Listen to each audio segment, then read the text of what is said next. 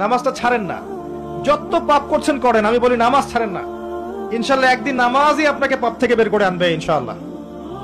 আর শয়তান আপনাকে হতাশ করতে চাইবে, শয়তান আপনাকে হতাশ করতে চাইবে যে তুই তো গার্লফ্রেন্ডের সাথে কথা বললি, রাতের বেলা পর্ন দেখলি, তুই তো ফ্রি মিক্সিং এ আছিস, তুই মাদক দ্রব্য খাচ্ছিস, তুই কাজে ফাঁকি মারিস, তুই ট্যাক্স আদায় করিস নাই, দুর্নীতি করছিস, তুই আবার নামাজ পড়বি কেন? শয়তান আপনাকে এগুলো বোঝাবে কিন্তু যে নামাজ তো আমার শোভা পায় না, আমি তো অনেক পাপী মানুষ।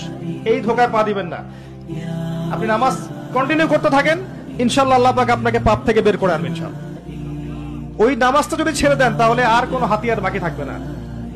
আর আপনি যত পাপ করেন না কেন মায়ুস হবেন না, মন ছোট করবেন না।